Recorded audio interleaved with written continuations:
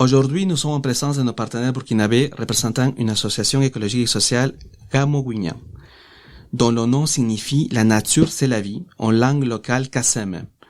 Cette association œuvre depuis l'année 1995 à sensibiliser la population située autour du parc national de Pau aux enjeux du changement climatique. Aujourd'hui, nous comptons avec la présence de M. Issouf Ouandjagabou, coordonnateur de l'association et coordonnateur du projet de coopération climatique internationale. Également, nous comptons sur la présence de M. Iwalou Badou, stagiaire géomatique à l'Université du Québec à Trois-Rivières pour un stage de 2 mois. Hello, moi je suis Issouf Ouandjagabou. Je suis le coordonnateur de l'association Gamouguinya. Nous sommes situés au Burkina Faso, précisément au sud, dans la province du Naouri et dans la ville de Pau. Je suis Iwalo Bado, donc je suis animateur à l'association Gamouguinya et je suis administrateur du système d'information et d'alerte précoce du Naouri. Le projet s'intitule Programme de coopération climatique internationale. Racontez-nous en quoi ça consiste le projet. Alors, le projet Comprendre pour agir, le Naouri s'adapte aux effets du changement climatique est la phase 2 du premier projet que nous avons eu à mener sur l'adaptation des populations du Naouri face au changement climatique de 2017 à 2020. Donc, ce deuxième projet a été lancé en décembre 2020 et qui va jusqu'en 2023. Alors, essentiellement, ce projet va nous permettre de travailler sur 3 axes. Le premier axe, c'est de doter les populations du Naouri d'un système d'information et d'alerte précoce pour des questions de résilience. Plus on a l'information climatique, mieux on s'adapte. Le deuxième axe, c'est d'élaborer des plans de développement que nous appelons les plans d'adaptation au changement climatique. Sauf que nous, dans notre contexte, on fait une planification concertée et large avec les communes, de sorte à avoir un outil de planification sur 5 ans, axé sur l'existence des ressources naturelles dans cette communauté. Donc, et le troisième axe, c'est de travailler à renforcer l'autonomisation des femmes dans les groupements villageois que nous avons et également faire la promotion des cultures innovantes et la gestion des terres. Donc, grosso modo, voilà les 3 axes sur lesquels nous sommes en train de travailler sur ce projet-là. Vous êtes déjà en train de remédier justement aux effets des changements climatiques. Dites-moi, avant, quels sont ces effets-là? Comment les changements climatiques se manifestent dans les communautés où vous travaillez? Alors, il faut dire que les changements climatiques se sont révélés d'une gravité sévère chez nous parce que nous faisions partie d'une zone assez bien arrosée où effectivement on avait moins de difficultés. Mais je crois que depuis 1974, il y a eu l'apparition de nouveaux phénomènes qui a marqué gravement la vie des communautés. Il s'agit de la persistance, de la montée de la température, et des grands vents violents qu'on ne connaissait pas, et également la réduction drastique de la pluviométrie.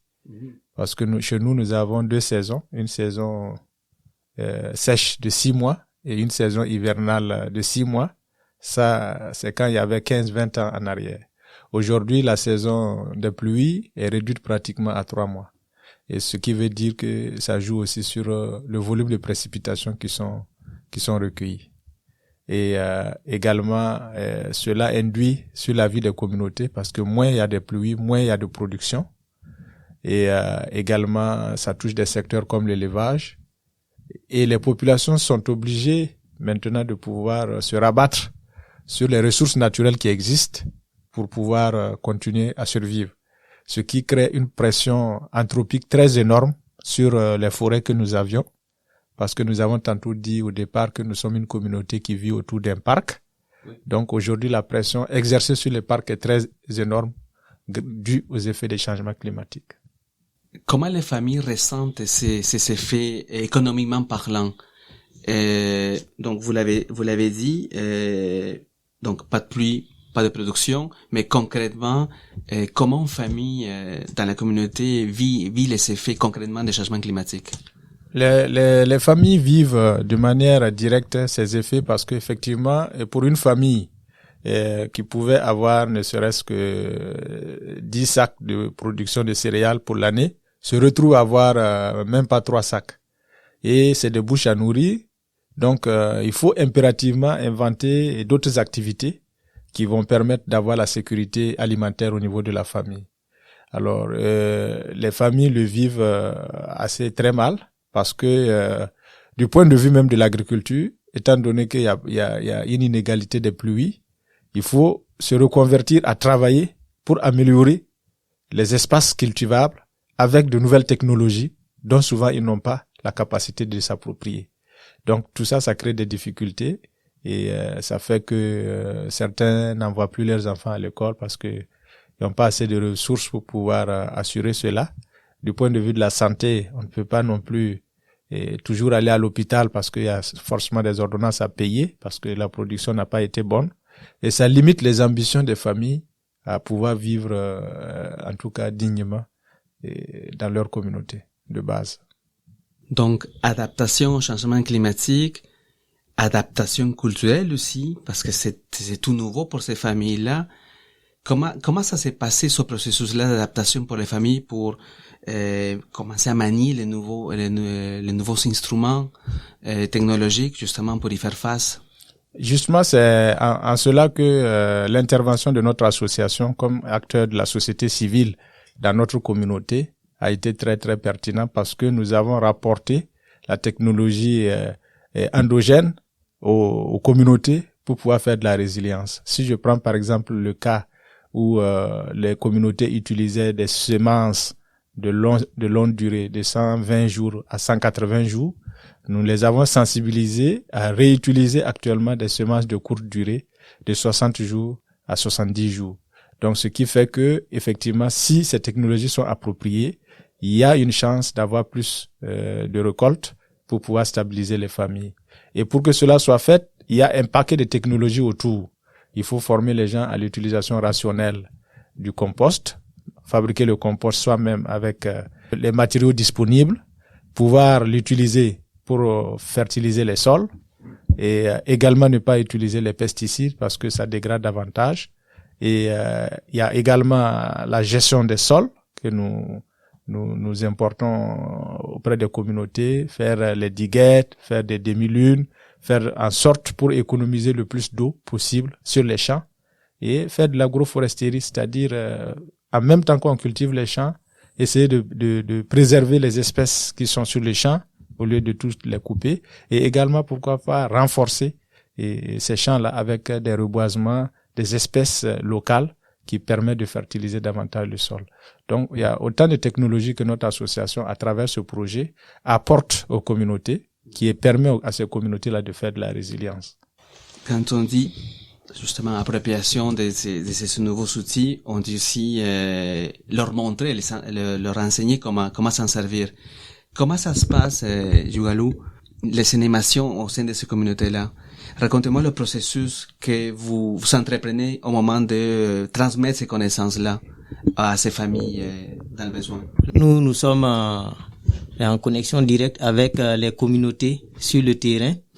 Alors, une fois les différents problèmes identifiés, alors nous déportons sur le terrain et nous prenons attache avec les communautés à travers certains leaders, voilà, dans les communautés. Et nous fixons des rencontres et lors de ces rencontres, nous pouvons échanger avec eux sur les problèmes que nous avons évoqués.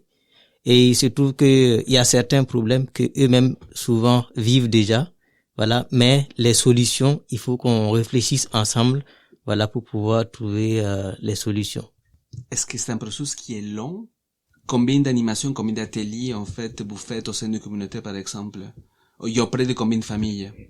Alors, il faut reconnaître que la zone est subdivisée et la zone est composée de beaucoup de villages. Voilà, par exemple, dans ma zone, je suis en charge de 8 villages.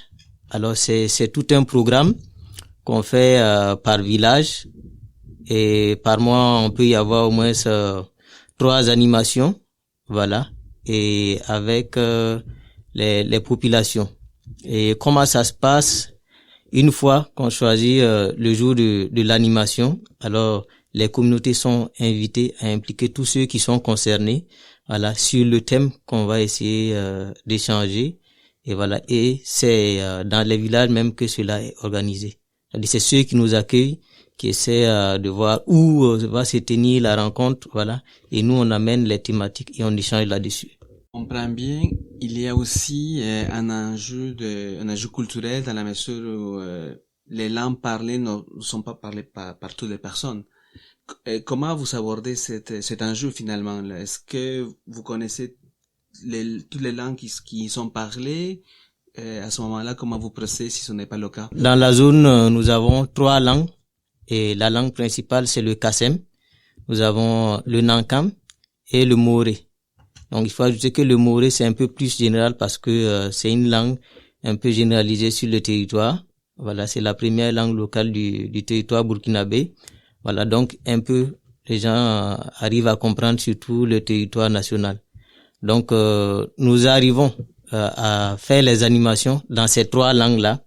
Et moi personnellement, je parle 2 langues, dont le Kassem et le Moré. Voilà. Et il faut ajouter que nous sommes souvent amenés à parler français parce que le jour où nous sommes accompagnés de certains administratifs, voilà, de l'État qui ne comprennent pas forcément l'une de ces 3 langues-là, ils peuvent s'exprimer en français et nous on fait le relais auprès des populations. On parle vraiment de tout un processus qui doit être bien pensé, bien réfléchi, bien ficelé parce que effectivement il y a un enjeu climatique auquel il faut s'adapter. On comprend bien la situation, mais aussi un enjeu culturel parallèlement à cet enjeu climatique-là. Est-ce que après, là on est à la phase 2 du projet, quels ont été les résultats que vous avez obtenus après ces 2 phases-là?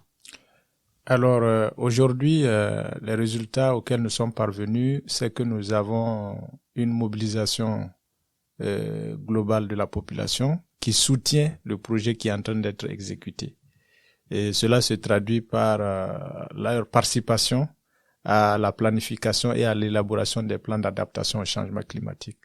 C'est un processus qui permet d'impliquer toutes les communautés qui sont dans la commune, et tous les corps de métier, les groupements des femmes, les jeunes, les producteurs, l'administratif, les délégués, et on réfléchit sur quelle est la politique qu'on doit mener dans la commune pour mieux gérer les ressources naturelles. Donc, à cela, nous sommes parvenus à identifier ensemble dans les communes des espaces qui vont devenir des forêts, c'est-à-dire des îlots de forêt, que personne dans le village ne pourra désormais contester. C'est pour dire que même si dans le village j'ai envie de faire mon champ, c'est une zone qui est totalement réservée pour la forêt et je ne dois plus y mettre pied. Et cela va permettre de garder ne serait-ce que l'existant des ressources forestières dans ce village, mais a fortiori travailler avec toutes les communautés autour pour leur créer des activités génératrices de revenus, de sorte à ce que, effectivement, ils puissent aider à conserver cet espace de forêt-là, pour que cela puisse rester pour des générations futures dans les villages. Avant, il n'y avait pas de politique de gestion des ressources naturelles dans les communes. Il y avait que les politiques de développement, c'est-à-dire comment réfléchir à trouver une école, comment réfléchir à construire un hôpital, comment faire les routes, mais on n'était pas très intéressé à la question de comment protéger nos ressources naturelles.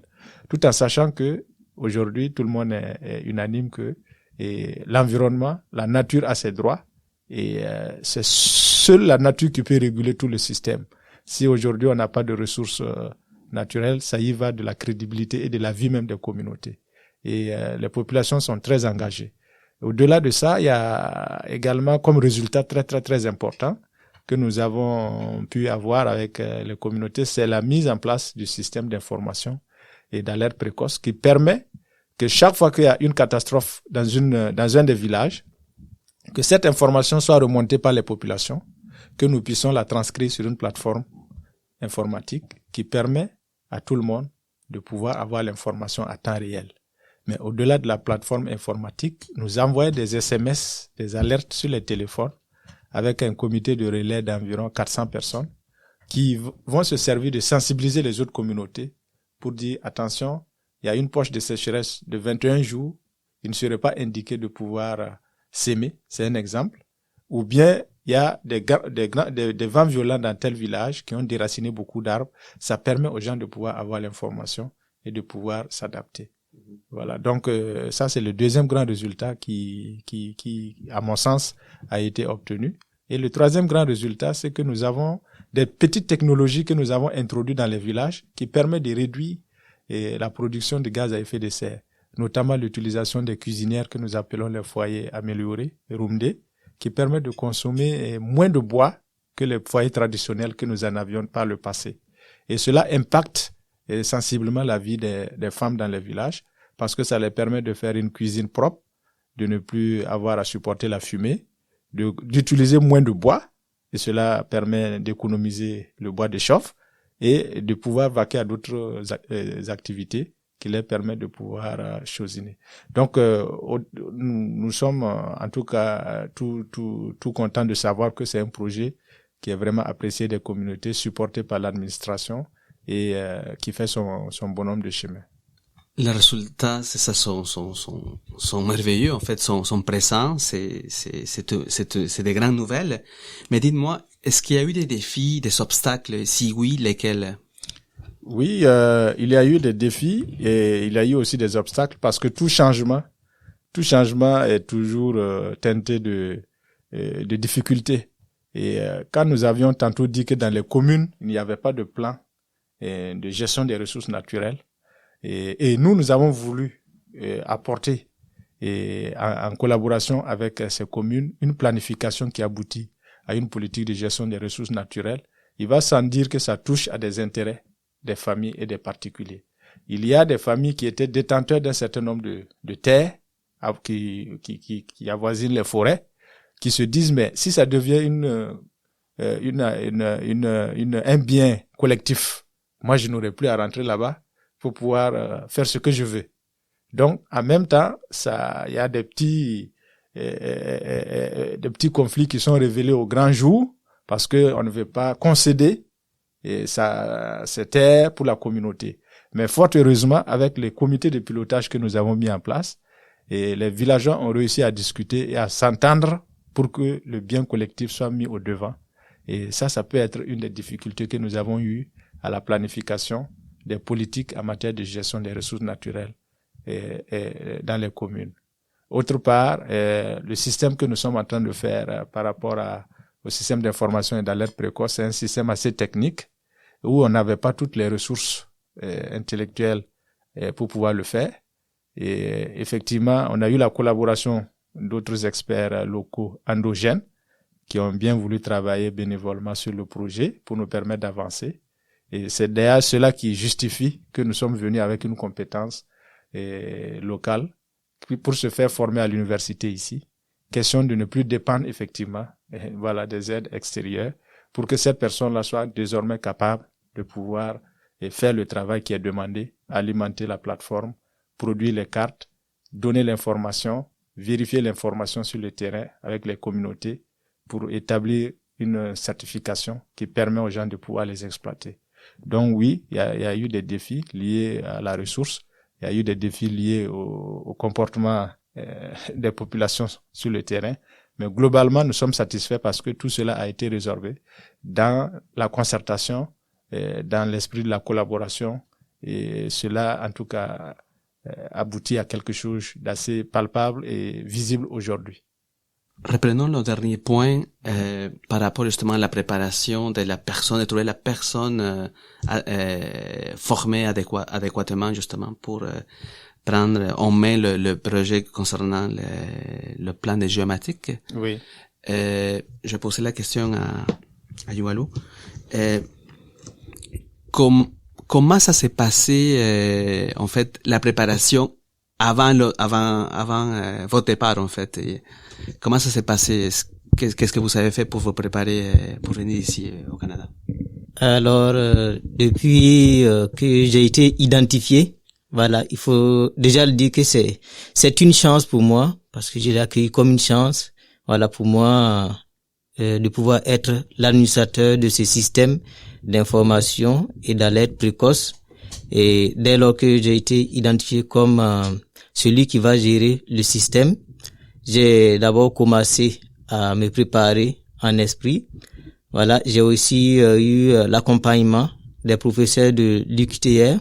Voilà, j'ai eu des cours en ligne, voilà, qui m'ont permis de commencer à me préparer. Et j'avais aussi le soutien, voilà, du coordonnateur du projet, voilà, qui me donnait toutes les informations nécessaires pour pouvoir me préparer, voilà, pour venir faire ce stage. Quelles sont vos attentes?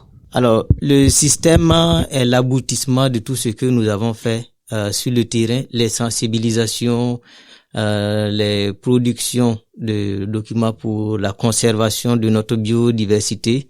Alors, toutes ces actions-là nous ont mené à la création de ce système, parce que c'est un outil qui va nous servir, c'est un outil de demain, voilà, qui va vraiment permettre aux populations de s'adapter au niveau des changements climatiques. Alors, moi, ici, mes attentes, c'est vraiment d'avoir toutes les connaissances nécessaires, voilà, pour pouvoir bien prendre soin de ce système, pour qu'il puisse être à la hauteur de ce qu'on attend, voilà, qu'il donne aux populations. Très bien. Nous espérons aussi également être à la hauteur, en fait, de vos attentes. Écoutez, je vous lance la question. Est-ce que vous avez un dernier mot à dire, Monsieur Issouf? Oui, mon dernier mot, ce serait certainement de remercier tous les partenaires qui se sont engagés pour l'aboutissement de ce projet au niveau du Canada. Nous avons eu une très belle collaboration avec Wabanaki, qui est une organisation locale, qui nous a inspirés dans l'élaboration des plans d'adaptation au changement climatique, parce qu'en 2015, ils avaient élaboré leur plan, et c'est sur la base des recommandations de ce plan que nous avons pu effectivement aussi produire nos plans d'adaptation au changement climatique au niveau des deux communes. Et nous avons travaillé étroitement sur l'élaboration de tout ce processus-là.